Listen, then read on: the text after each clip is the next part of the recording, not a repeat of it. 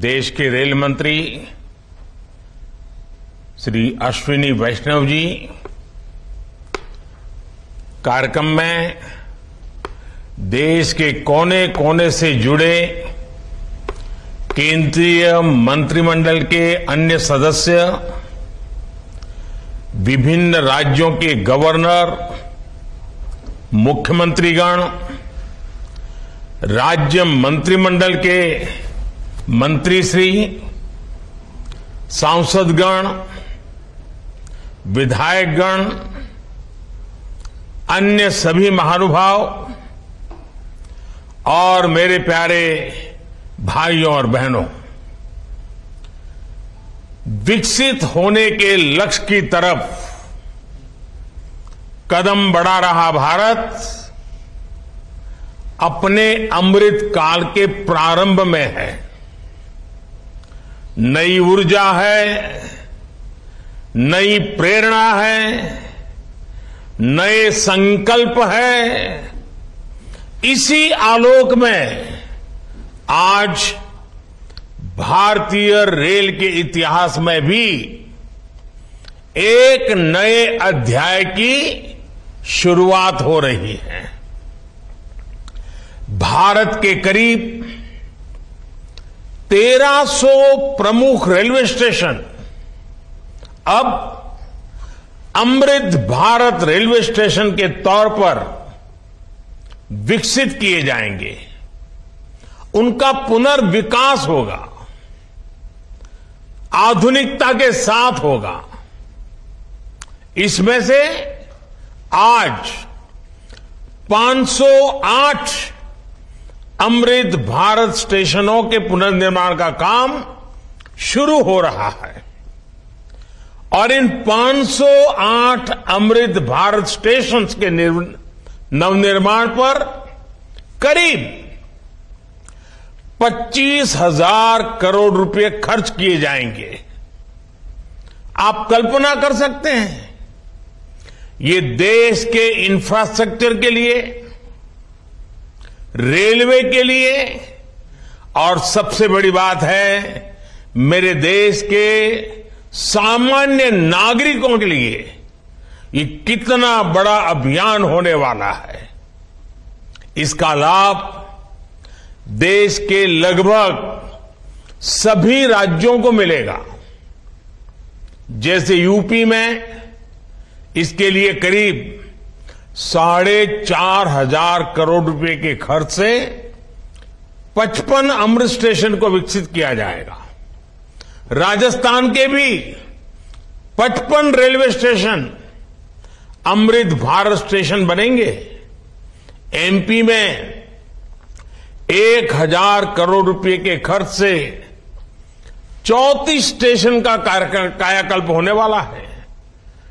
महाराष्ट्र में 44 स्टेशन के विकास के लिए 1,500 करोड़ रुपए से ज्यादा खर्च होंगे। तमिलनाडु, कर्नाटका और केरला के भी प्रमुख स्टेशंस को अमृत भारत स्टेशन के रूप में विकसित किया जाएगा। मैं अमृत काल के प्रारंभ में इस ऐतिहासिक अभियान के लिए रेल मंत्रालय की सराहना करता हूं और सभी देशवासियों को बधाई देता हूं। साथियों, आज पूरी दुनिया की दृष्टि भारत पर है। वैश्विक स्तर पर भारत की साख बढ़ी है। भारत को लेकर दुनिया का रवैया बदला है और इसकी दो प्रमुख बातें हैं, दो मुख्य वजह हैं। पहली, आप देशवासी, भारत के लोगों ने करीब करीब 3 दशक बाद, 30 साल बाद देश में पूर्ण बहुमत की सरकार बनाई। वो पहली वजह। और दूसरी वजह है बहुमत की उसी स्पष्टता के साथ जनता जनार्दन की उनकी भावना का आदर करते हुए बड़े बड़े निर्णय लिए, चुनौतियों के स्थायी समाधान के लिए अविरत काम किया। आज भारतीय रेलवे भी इसका प्रतीक बन चुकी है। बीते वर्षों में रेलवे में ही जितना काम हुआ है, उसके आंकड़े, उसकी जानकारी हर किसी को प्रसन्न भी करती है, हैरान भी कर देती है। जैसे दुनिया में south Africa, Ukraine, Poland, UK और स्वीडन जैसे देशों में जितना रेल नेटवर्क है, उससे ज्यादा रेल ट्रैक हमारे देश में इन 9 वर्षों में बिछाए गए हैं। आप कल्पना करिए स्केल। साउथ कोरिया, न्यूजीलैंड और ऑस्ट्रेलिया जैसे देशों का जितना रेल नेटवर्क है, उससे ज्यादा ट्रैक भारत ने अकेले पिछले साल बनाए हैं। 1 साल में भारत में आज आधुनिक ट्रेनों की संख्या भी तेजी से बढ़ रही है। आज देश का लक्ष्य है कि रेलवे की यात्रा हर यात्री के लिए, हर नागरिक के लिए सुलभ भी हो और सुखद भी हो। अब ट्रेन से लेकर स्टेशन तक आपको एक बेहतर, एक उम्दा से उम्दा एक्सपीरियंस देने का प्रयास है। प्लेटफॉर्म्स पर बैठने के लिए बेहतर सीटें लग रही हैं, अच्छे वेटिंग रूम बनाए जा रहे हैं। आज देश के हजारों रेलवे स्टेशनों पर मुफ्त वाईफाई की सुविधा है। हमने देखा है इस मुफ्त इंटरनेट का कितने ही युवाओं ने लाभ उठाया है।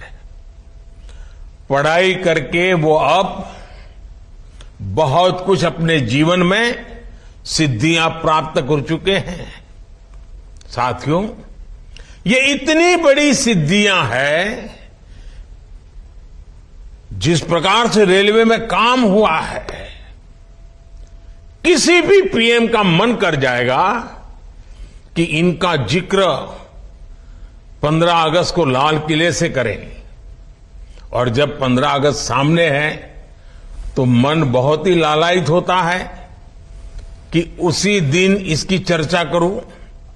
लेकिन आज ये इतना विराट आयोजन हो रहा है, देश के कोने कोने से लोग जुड़े हैं, इसलिए मैं अभी ही इस बात पर इतने विस्तार से चर्चा कर रहा हूं।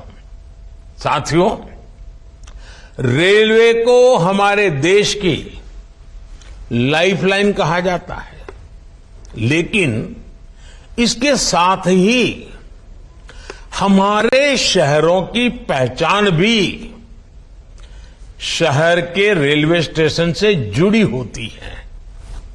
समय के साथ ये रेलवे स्टेशन अब हार्ट ऑफ द सिटी बन गए हैं।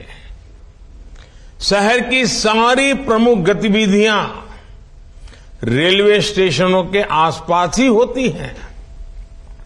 इसलिए आज बहुत आवश्यक है कि हमारे रेलवे स्टेशनों को नए आधुनिक स्वरूप में ढाला जाए। रेलवे की जगह का ऑप्टिमम यूटिलाइजेशन किया जाए।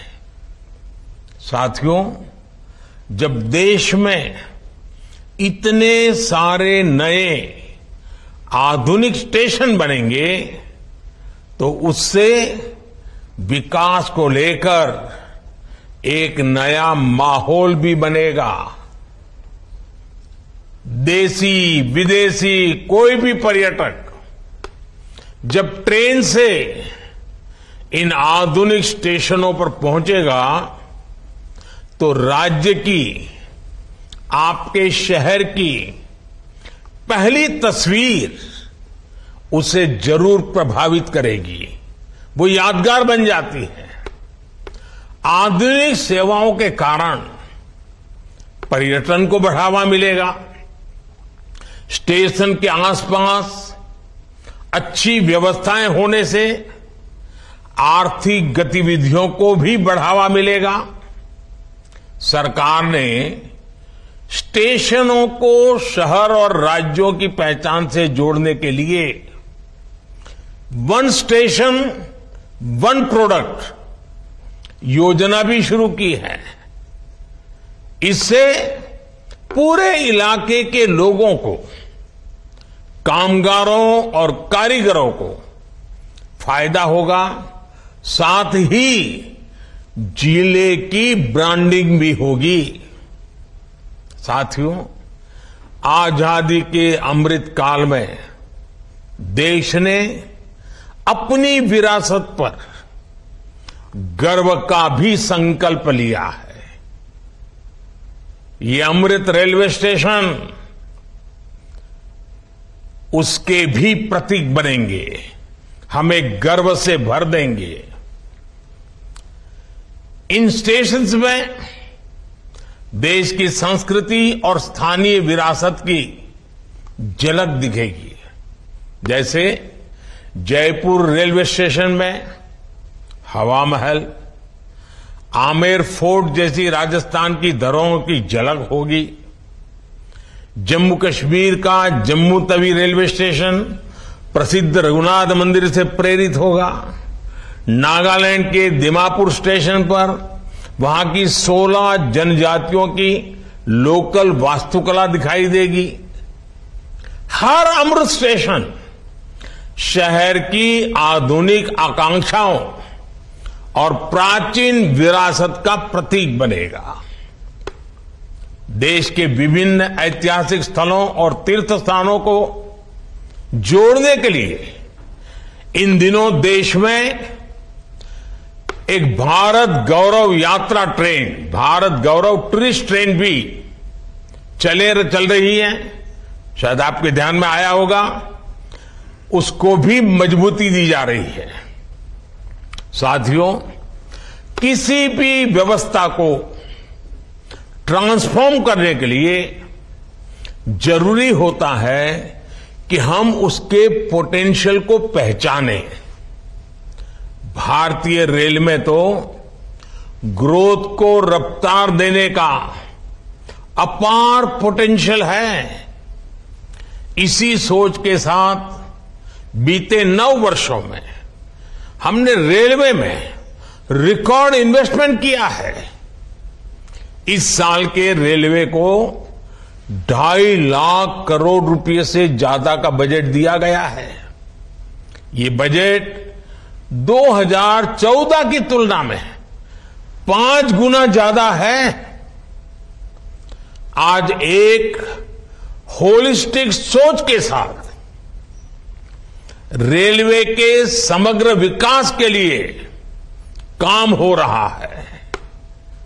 इन 9 वर्षों में लोकोमोटिव्स उत्पादन में भी 9 गुना की वृद्धि हुई है। आज देश में पहले की अपेक्षा 13 गुना ज्यादा HLB कोच बन रहे हैं। साथियों, नॉर्थ ईस्ट में रेलवे के विस्तार को भी हमारी सरकार ने प्राथमिकता दी है। रेलवे लाइनों का दोहरीकरण हो, गेज परिवर्तन हो, इलेक्ट्रिफिकेशन हो, नए रूट्स का निर्माण हो, इस पर तेजी से काम किया जा रहा है। जल्द ही पूर्वोत्तर के सभी राज्यों की राजधानियां रेलवे नेटवर्क से जुड़ जाएगी। नागालैंड में 100 साल बाद दूसरा रेलवे स्टेशन बना है। नॉर्थ ईस्ट में नई रेल लाइनों की कमीशनिंग भी पहले के मुकाबले 3 गुना ज्यादा हो रही है। साथियों, पिछले 9 वर्षों में 2200 किलोमीटर डेडिकेटेड फ्रेट कॉरिडोर भी बनाए गए हैं। इसकी वजह से माल गाड़ियों के ट्रेवल टाइम में काफी कमी आई है। दिल्ली एनसीआर से वेस्टर्न पोर्ट तक, चाहे गुजरात के समुद्री तट हो या महाराष्ट्र का समुद्री तट हो, पहले से जो सामान ट्रेन से पहुंचाने में एवरेज औसतन 72 घंटे लगते थे, आज वही लगेज, वही सामान, वही गुड्स 24 घंटे में पहुंच जाता है। ऐसे ही दूसरे रूट्स पर भी टाइम में 40% की कमी आई है। ट्रैवल टाइम में कमी आने का मतलब है कि मालगाड़ियों की गति बढ़ी है और सामान भी अब ज्यादा तेजी से पहुंच रहा है। इसका बड़ा लाभ हमारे उद्यमियों, कारोबारियों और खास करके हमारे किसान भाई बहनों को हो रहा है। हमारी फल सब्जियां अब ज्यादा तेजी से देश के एक कोने से दूसरे कोने तक जा रही है। जब देश में इस तरह का ट्रांसपोर्टेशन तेज होगा तो उतनी ही तेजी से भारत के जो उत्पाद है, हमारे छोटे मोटे कारीगर, हमारे लघु उद्योग जो कुछ भी उत्पादन करते हैं, वो सामान विश्व बाजार में भी तेजी से पहुंचेगा। साथियों, आप सभी ने देखा है कि पहले रेलवे ओवरब्रिज का कम होने के कारण कितनी दिक्कतें आती थी। 2014 से पहले देश में 6000 से भी कम रेलवे ओवरब्रिज और अंडरब्रिज थे। आज ओवरब्रिज और अंडरब्रिज की ये संख्या 10,000 से ज्यादा हो गई है। देश में बड़ी लाइन पर मानव रहित क्रॉसिंग की संख्या भी 0 हो चुकी है। रेलवे और रेलवे प्लेटफॉर्म पर यात्री सुविधाओं के निर्माण में आज बुजुर्गों की, दिव्यांगजनों की जरूरतों का विशेष ध्यान रखा जा रहा है। साथियों, हमारा जोर भारतीय रेलवे को आधुनिक बनाने के साथ ही पर्यावरण फ्रेंडली बनाने पर भी है। बहुत जल्द भारत के 100% रेल ट्रैक्स इलेक्ट्रीफाइड होने जा रहे हैं। यानी कुछ ही वर्षों में भारत की सारी ट्रेनें सिर्फ बिजली से चला करेगी। इससे पर्यावरण की कितनी बड़ी मदद होगी, आप अंदाजा लगा सकते हैं। 9 वर्षों में सोलर पैनल से बिजली बनाने वाले रेलवे स्टेशनों की संख्या भी 1200 से ज्यादा हो गई है। लक्ष्य यही है कि आने वाले समय में सभी स्टेशन ग्रीन एनर्जी बनाएं। हमारी ट्रेनों के करीब करीब 70,000 डिब्बे, 70,000 कोचीज में एलईडी लाइट्स लगाई जा चुकी हैं। ट्रेनों में बायो टॉयलेट्स की संख्या भी 2014 के मुकाबले अब 28 गुना ज्यादा हो गई है। ये जितने अमृत स्टेशन बनेंगे, ये भी ग्रीन बिल्डिंग्स के मानकों को पूरा करेंगे। 2030 तक भारत एक ऐसा देश होगा जिसकी रेलवे नेट जीरो एमिशन पर चलेगी। साथियों, रेल ने दशकों से हमें अपनों से मिलने का बहुत बड़ा अभियान चलाया है, काम किया है। एक प्रकार से देश को जोड़ने का भी काम किया है। अब ये हमारी जिम्मेदारी है कि हम रेल को एक बेहतर पहचान और आधुनिक भविष्य से जोड़ें और रेल की रक्षा, व्यवस्थाओं की रक्षा, सुविधाओं की रक्षा, स्वच्छता की रक्षा, एक नागरिक के नाते उस कर्तव्य को हमें निभाना। अमृतकाल कर्तव्य काल भी है। लेकिन साथियों, कुछ बातें जब हम देखते हैं तो मन को पीड़ा भी होती है। दुर्भाग्य से हमारे देश में विपक्ष का एक धड़ा आज भी पुराने ढर्रे पर चल रहा है।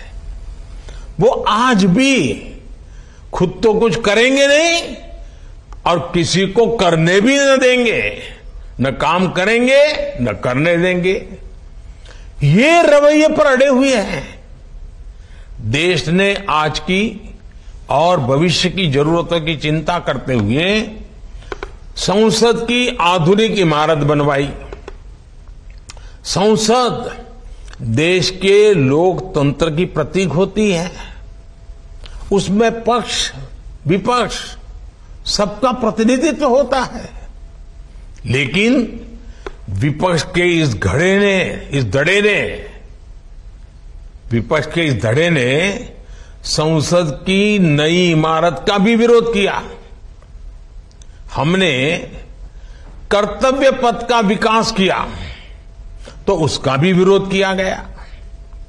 इन लोगों ने 70 साल तक देश के वीर शहीदों के लिए वॉर मेमोरियल तक नहीं बनाया।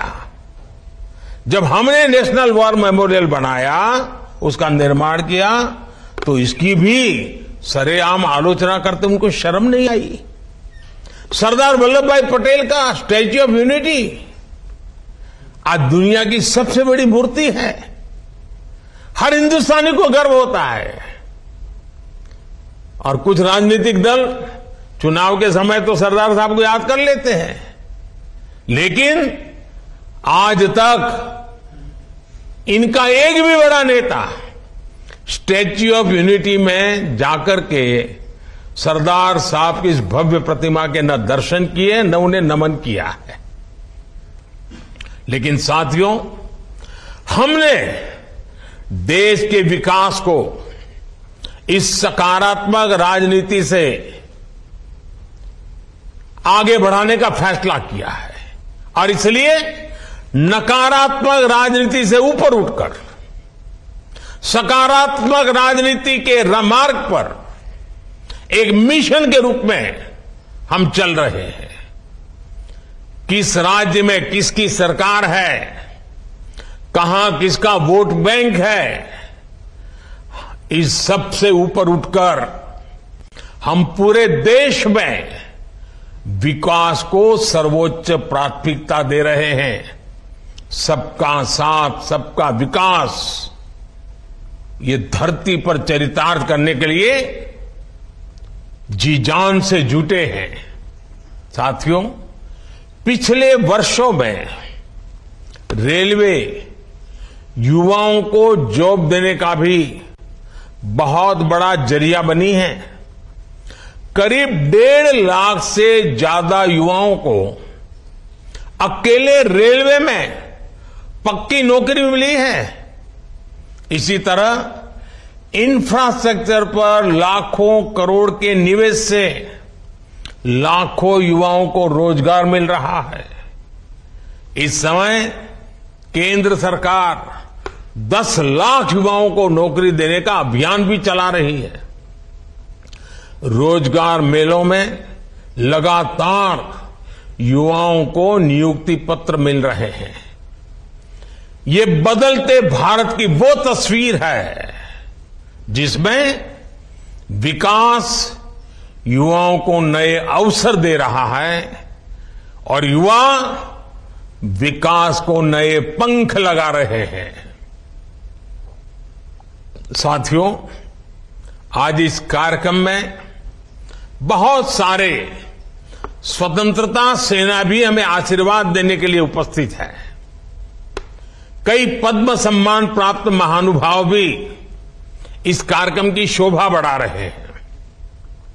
हर भारतीय के लिए अगस्त महीना बहुत विशेष महीना होता है।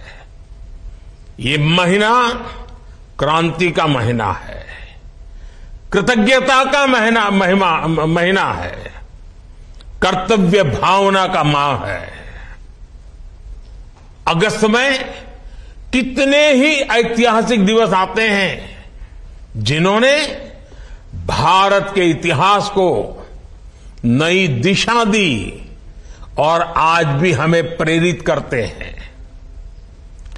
कल 7 अगस्त को पूरा देश स्वदेशी आंदोलन को समर्पित नेशनल हैंडलूम डे मनाएगा। 7 अगस्त की ये तारीख हर भारतीय के लिए वोकल फॉर लोकल होने के संकल्प को दोहराने का दिन है। कुछ ही दिनों बाद गणेश चतुर्थी का पवित्र पर्व भी आने वाला है। हमें अभी से इको फ्रेंडली गणेश चतुर्थी की तरफ जाना है। हम कोशिश करें कि गणपति बप्पा की प्रतिमाएं इको फ्रेंडली मटेरियल्स की बनी हो। ये वर्ष हमारे स्थानीय कारीगरों, हमारे हस्तशिल्पियों और हमारे छोटे उद्यमियों के बनाए उत्पादों को खरीदने की प्रेरणा देता है। साथियों, 7 तारीख के एक दिन बाद 9 अगस्त आ रही है। 9 अगस्त वो तारीख है जब ऐतिहासिक फिट इंडिया मूवमेंट की शुरुआत हुई थी। महात्मा गांधी ने मंत्र दिया था और क्विट इंडिया मूवमेंट ने स्वतंत्रता की तरफ भारत के कदमों में नई ऊर्जा पैदा कर दी थी। इसी से प्रेरित होकर आज पूरा देश हर बुराई के लिए कह रहा है क्विट इंडिया। चारों तरफ एक ही गूंज है, करप्शन क्विट इंडिया, यानी भ्रष्टाचार इंडिया छोड़ो, डायनेस्टी क्विट इंडिया, यानी परिवारवाद इंडिया छोड़ो, अपीजमेंट क्विट इंडिया, यानी तुष्टीकरण इंडिया छोड़ो। साथियों, उसके बाद 15 अगस्त की पूर्व संध्या 14 अगस्त का विभाजन विभीषिका स्मरण दिवस, जब मां भारती के 2 टुकड़े हो गए थे। एक ऐसा दिन है जो हर भारतीय की आंखों को नम कर देता है। ये उन अनगिनत लोगों को याद करने का दिन है जिन्होंने भारत के बंटवारे की बड़ी कीमत चुकाई। ये उन परिवारों के प्रति एकजुटता को दिखाने का जिन्होंने अपना सब कुछ खो दिया और फिर भी साहस के साथ मां भारती के लिए अपनी श्रद्धा को लेते हुए जीवन को पटरी पर लेने के लिए जूझते रहे। आज ये अपने परिवार, अपने देश के हित में, देश के विकास में महत्वपूर्ण योगदान दे रहे हैं।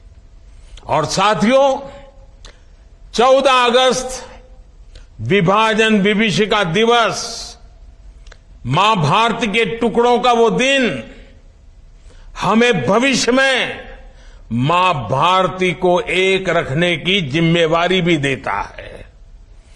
अब इस देश को किसी भी तरह से कोई नुकसान न हो पाए, ये संकल्प करने का समय भी ये विभाजन विभीषिका दिवस 14 अगस्त है।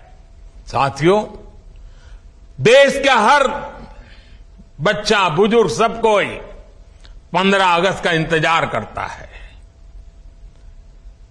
और हमारा 15 अगस्त, हमारा स्वतंत्रता दिवस, हमारे तिरंगे और हमारे राष्ट्र की प्रगति के प्रति हमारी प्रतिबद्धता को दोहराने का समय है।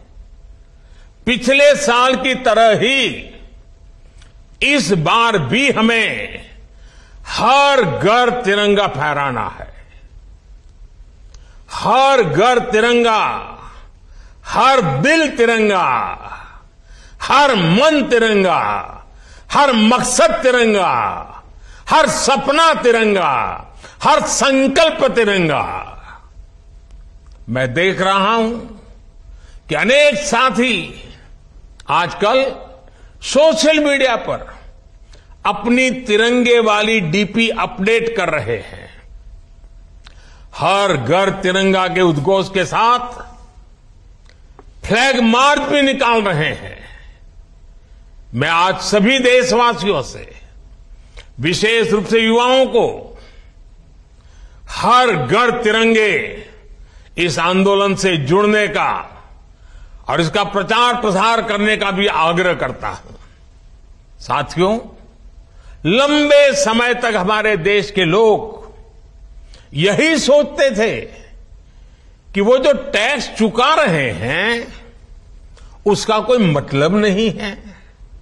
उन्हें लगता था कि उनकी मेहनत से कमाए हुए पैसों को भ्रष्टाचार में उड़ा दिया जाएगा।